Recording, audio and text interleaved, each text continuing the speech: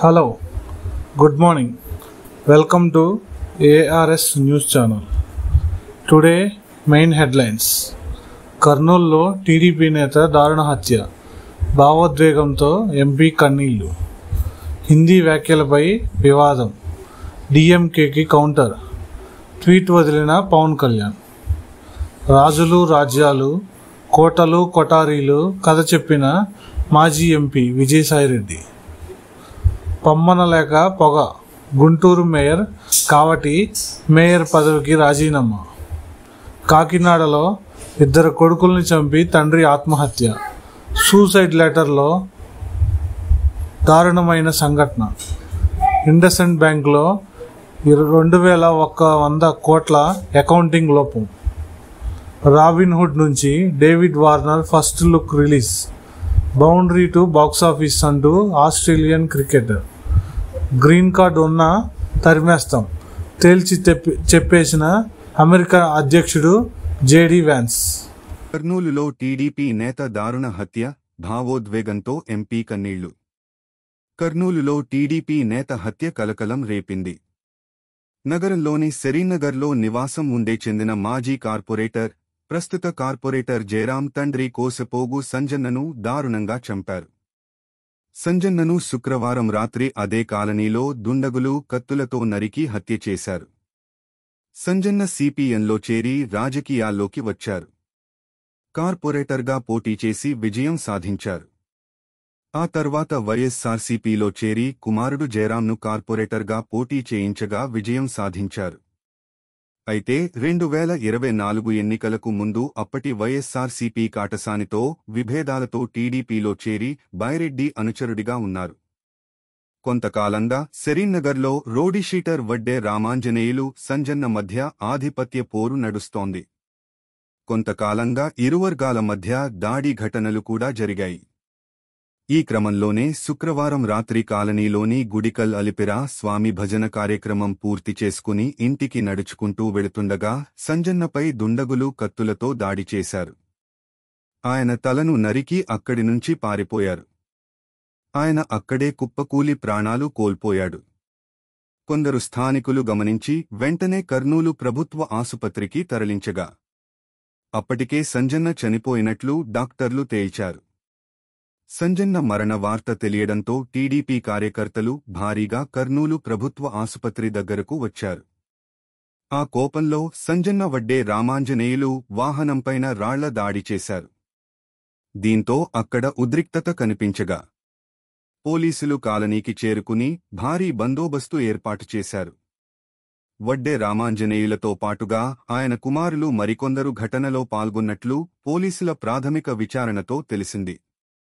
Kurnool 4th town పోలీసులు ఈ హత్య ఘటనపై కేసు దర్యాప్తు చేస్తున్నారు. ఈ ఘటన స్థానికంగా కలకలం రేపింది. కొన్నేళ్లుగా రౌడీషీటర్ వడ్డే రామాంజనేయులు, సంజన్న మధ్య ఆధిపత్య పోరు జరుగుతోందని సంజన్న కుటుంబాన్ని నంద్యాల టీడీపీ ఎంపీ బైరెడ్డి శబరి పరామర్శించారు. మంచి నేతను కోల్పోయామని భావోద్వేగంతో కన్నీళ్లు పెట్టుకున్నారు. కక్షలకు, వర్గపోరుకు కుటుంబాలు బలి కాకూడదని, సంజన్న కుటుంబానికి న్యాయం జరిగేలా చూస్తాం. నా కుటుంబ సభ్యుడిని నేను కోల్పోయాను. సంజన్న కుటుంబానికి నేను అండగా ఉంటా. ఈ హత్య వెనుక ఉన్నవారిని ఎవరినీ వదలపెట్టను. హత్య చేసిన వారికి టీడీపీకి సంబంధం లేదు. ఇద్దరి మధ్య గొడవ ఉన్నా హత్యలు చేసుకోవడం తగదు. ఖచ్చితంగా అందరికీ శిక్ష పడుతుంది. ఇది ప్రీప్లాన్గా జరిగినట్లు తెలుస్తోంది. ఇంకోసారి ఇలాంటివి జరగకుండా చూస్తాం. హిందీ వ్యాఖ్యలపై వివాదం, డీఎంకే కౌంటర్లు, ట్వీట్ వదిలిన పవన్ కళ్యాణ్. పిఠాపురం సభలో మాట్లాడిన జనసేనాని పవన్ కళ్యాణ్ హిందీని వ్యతిరేకిస్తున్న తమిళనాడు ప్రభుత్వం తీరును తప్పుబట్టారు. హిందీ భాషను వ్యతిరేకిస్తున్న తమిళనాడు సర్కారు తమ సినిమాలను ఇతర భాషల్లోకి ఎందుకు డబ్ చేస్తున్నారని పవన్ కళ్యాణ్ ప్రశ్నించారు. హిందీ వాళ్ల డబ్బులు కావాలి కాని హిందీ భాష మాత్రం వద్దా అంటూ పవన్ కీలక వ్యాఖ్యలు చేశారు. హిందీ దేశ భాష అని చెప్పిన పవన్ కళ్యాణ్ హిందీని ద్వేషించాల్సిన అవసరం లేదన్నారు. హిందీ, తమిళ్, తెలుగు సహా దేశానికి అన్ని భాషలు కావాలని అభిప్రాయపడ్డారు. అయితే పవన్ కళ్యాణ్ చేసిన వ్యాఖ్యలకు డీఎంకే కౌంటర్ ఇచ్చింది.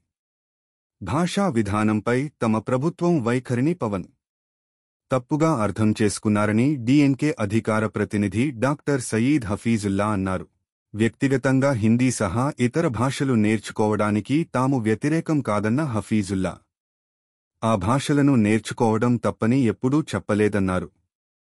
అయితే ప్రజలపై బలవంతంగా రుద్దడాన్నే వ్యతిరేకిస్తున్నట్లు చెప్పారు. మరోవైపు తమిళనాడు భాషా విధానం చాలా ఏళ్లుగా స్థిరంగా ఉందని డీఎంకే సీనియర్ నేత టీకేఎస్ ఎడన్గోవన్ అన్నారు. 1938 నుంచే హిందీకి వ్యతిరేకంగా పోరాడుతున్నామని 1968లోనే ద్విభాషా విధానం అమలుపై చట్టం తెచ్చామన్నారు. ఆ బిల్లు పాస్ అయినప్పటికీ పవన్ కళ్యాణ్ పుట్టి ఉండరంటూ కౌంటర్ ఇచ్చారు.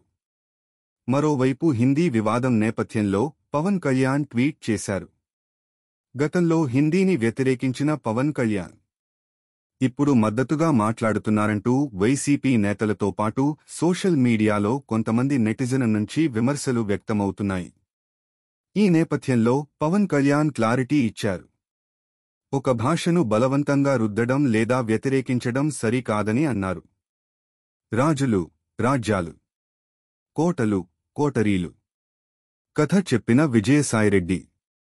మాజీ ఎంపీ విజయసాయిరెడ్డి ప్రత్యక్ష రాజకీయాలకు దూరమైన సంగతి తెలిసిందే. అయితే కాకినాడ పోర్టు అక్రమాల కేసులో ఇటీవల విజయసాయిరెడ్డి సిఐడి విచారణకు హాజరయ్యారు. ఈ సందర్భంగా విలేకరులతో మాట్లాడుతూ ఆయన సంచలన వ్యాఖ్యలు చేసిన సంగతి తెలిసిందే. వైఎస్ జగన్ చుట్టూ కోటరీ ఉందంటూ ఆయన చేసిన వ్యాఖ్యలు రాజకీయంగా కలకలం రేపాయి. విజయసాయిరెడ్డి వ్యాఖ్యలపై వైసీపీ శ్రేణులు కూడా భగ్గుమన్నాయి.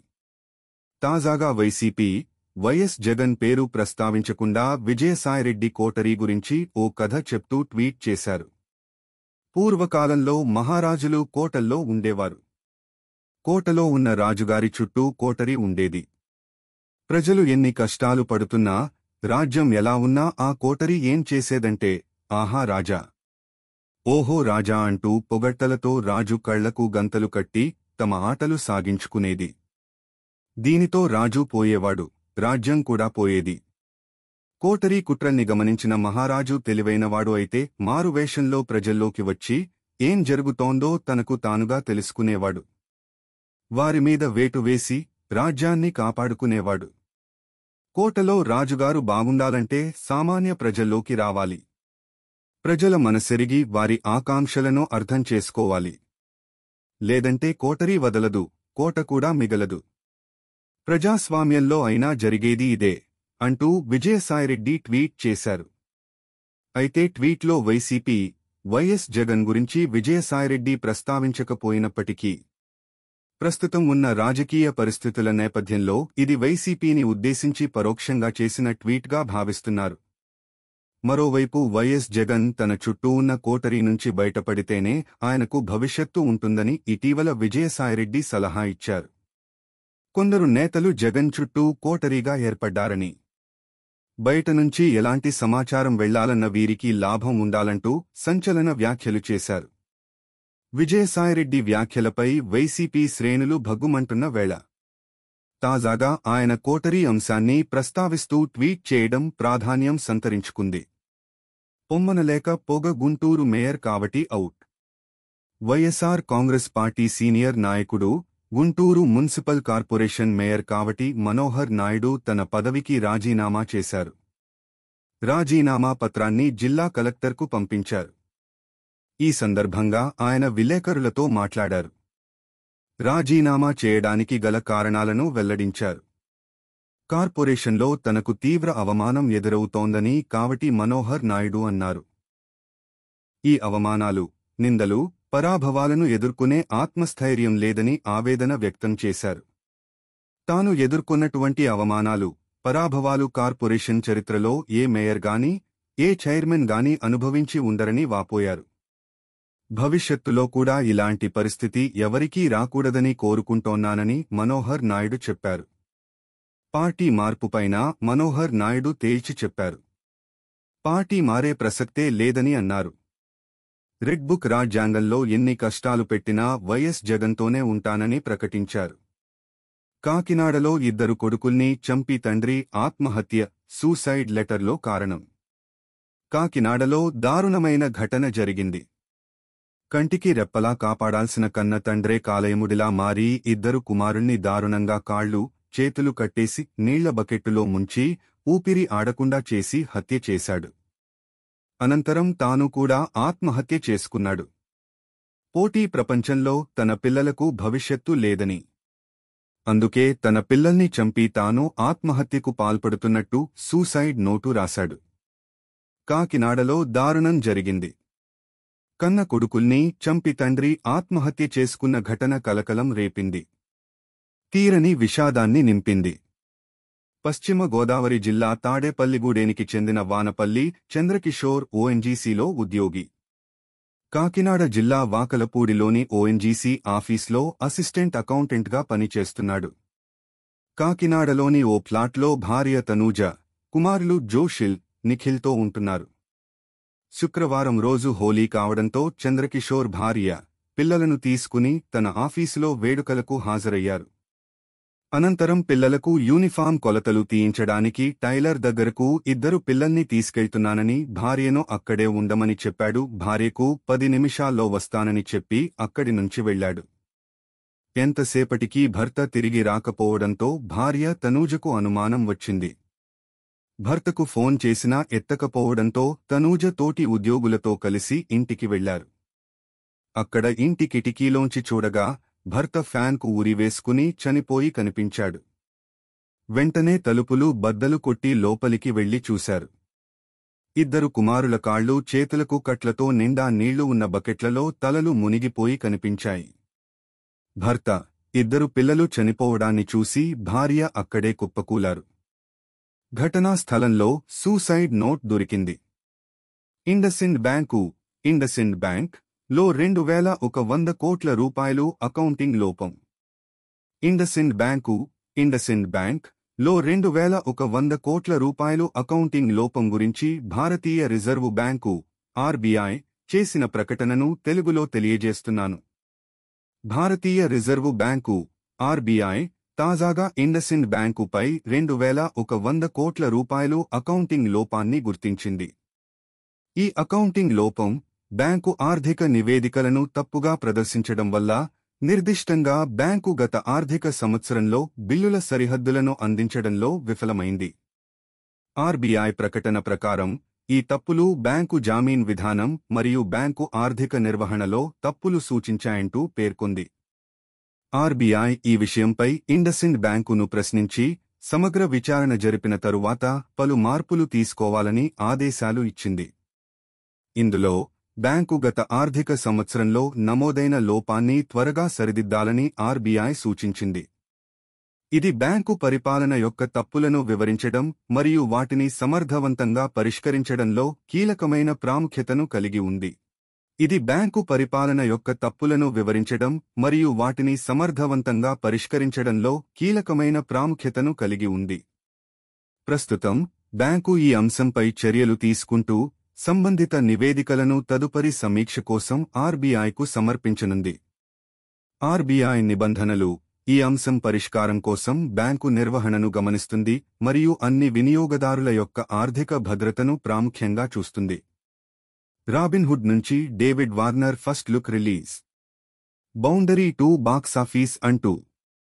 ఆస్ట్రేలియా క్రికెట్ దిగ్గజం David Warner, Australia cricket star David Warner త్వరలోనే తెలుగు సినీ పరిశ్రమలో అడుగు పెట్టనున్నాడు.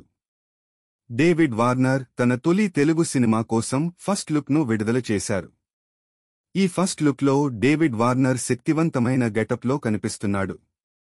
పోస్టర్లో ఆయన దర్బార్ లాంటి శైలి, గంభీరమైన హావభావాలతో అభిమానులను ఆకట్టుకుంటున్నారు. క్రికెట్ మైదానంలో తన అద్భుతమైన బ్యాటింగ్తో అభిమానులను అలరించిన వార్నర్ ఇప్పుడు నటనలో కూడా తన ప్రతిభను నిరూపించుకోవాలని ఉత్సాహంగా ఉన్నాడు. తెలుగు ప్రేక్షకులకు ఎంతో దగ్గరగా ఉండే వార్నర్ గతంలో సోషల్ మీడియాలో పలు తెలుగు పాటలు, డైలాగ్లతో ఫ్యాన్స్ను ఎప్పుడూ ఆకర్షించేవాడు. అల్లు అర్జున్ నటించిన బుట్టబొమ్మ పాటపై డాన్స్ చేయడం ద్వారా తెలుగు ప్రేక్షకుల గుండెల్లో ప్రత్యేక స్థానం సంపాదించుకున్నాడు. వార్నర్ నటించనున్న ఈ సినిమా గురించి మరిన్ని వివరాలు త్వరలోనే ప్రకటించనున్నారు.